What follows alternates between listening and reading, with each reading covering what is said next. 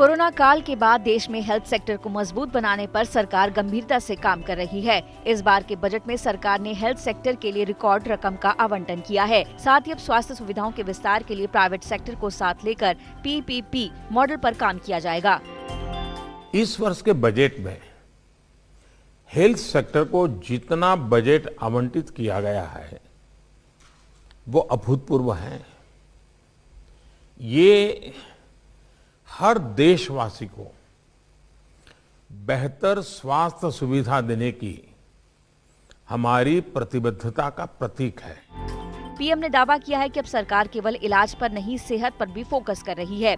इसके लिए उन्होंने भारत को स्वस्थ रखने के लिए 4 मोर्चों पर एक साथ काम करने की योजना का भी जिक्र किया है।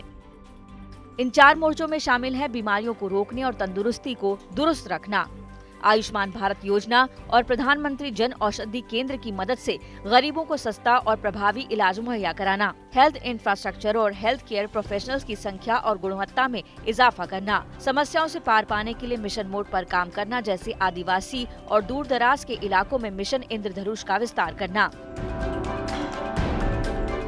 रिसर्च और इम्यूनिटी बढ़ाने में सरकार ने आयुष नेटवर्क पर भरोसा जताया है। इसके लिए उन्होंने भारत की दवाओं और वैक्सीन की मिसाल दी है। जानकारों का मानना है कि हेल्थ सेक्टर लोगों की सेहत को दुरुस्त रखने के साथ ही देश की आर्थिक सेहत को भी मजबूत बना सकता है।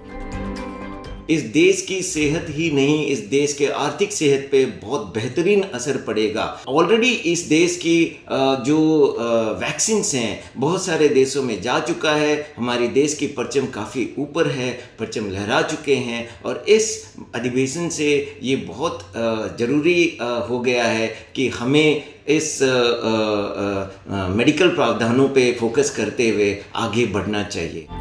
पीएम ने कोरोना काल में मसालों और काढ़े के योगदान का भी जिक्र किया।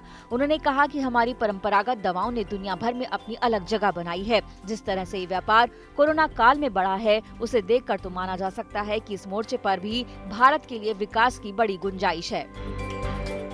Organic wellness as a business already इस मुहिम में पिछले कई वर्षों से शामिल है। इसके तहत हमने अपने देश की जो 5000 साल पुरानी लेगेसी है उसको प्रमोट करने का निर्णय लिया है और उसी के तहत रिमोट विलेज बावई में एक बहुत ही भव्य मॉडर्न प्लांट लगाया है, जिसके अंदर एक unique win win business model follow किया जाता है जो कि होलिस्टिक वेलनेस के तहत है।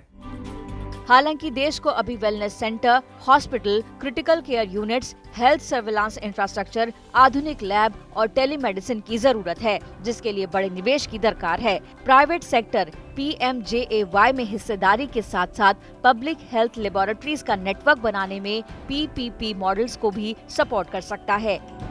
प्राइवेट सेक्टर के पास हेल्थ केयर से जुड़े इक्विपमेंट और ट्रेंड मैन पावर मौजूद होते हैं। इसमें निवेश की बहुत ज़्यादा ज़रूरत नहीं पड़ती। निवेश के साथ साथ एक्सपीरियंस का भी बहुत महत्व है। प्राइवेट सेक्टर के पास उस क्षेत्र का एक्सपीरियंस होता है जिसका पीपीपी मॉडल को सफल बनाने में अहम योगदान होता है।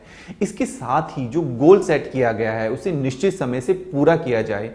पीपीपी मॉडल के द्वारा प्राइवेट सेक्टर के साथ जो समझौता होता है उसमें एक समय निश्चित किया जाता है, जो खासकर हेल्थ केयर के मामले में बहुत ज़रूरी है।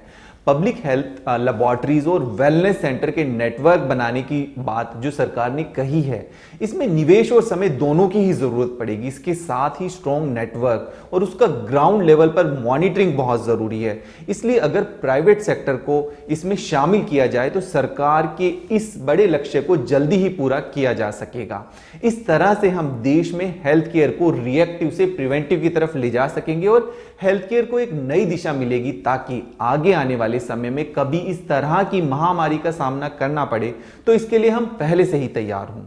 इसके साथ ही नेशनल डिजिटल हेल्थ मिशन नागरिकों के डिजिटल हेल्थ रिकॉर्ड्स और दूसरी कटिंग एज टेक्नोलॉजी को लेकर भी हिस्सेदारी हो सकती है।